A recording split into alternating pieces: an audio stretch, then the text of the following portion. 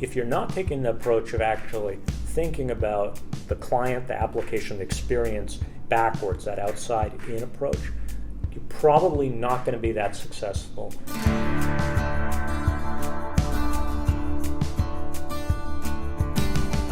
A lot of the business analysts and people who are focusing on overall IT strategy, they talk about sort of the inside-out approach versus outside-in. Two-speed IT is sort of part of this whole idea that you've got sort of two different work streams with two different focuses. And a lot of people debate, saying, do you need sort of two different ways of building these things? Can't I just do it in one architecture? Turns out there's actually some very concrete differences. It's not uncommon to build a location-based app where it goes and checks in on your location once every 5 minutes.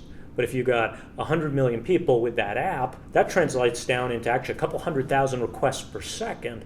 That type of scale is fundamentally, quantitatively different in terms of both an architecture and data that you're collecting than typically what you might have been thinking about from a services standpoint, which is simply, where do I store this data in a permanent way? What's my system of record? That's exactly right. In most services, I think most architects would admit those services were not designed for horizontal scale. They were simply meant to process requests and respond to requests.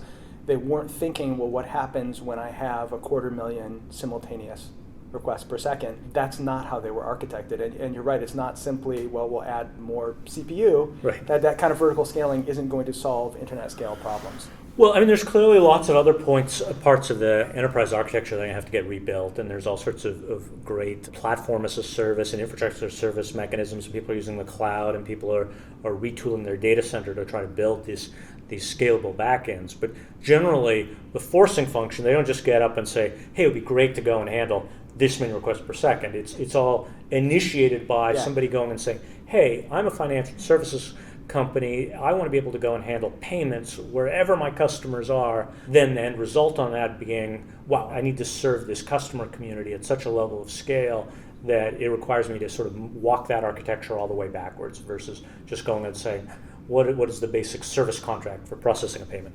But this is exciting. If I were still an enterprise architect, I would be as excited as I was the first time I saw a service bus. I thought, hey, this is a great solution for a bunch of the problems that I'm trying to solve back then. I was really excited about it. I saw how it was going to make my life easier, make the company's life easier. I think I would feel the same way right now, looking at this stuff, saying, okay, I'm being asked to solve a different set of problems.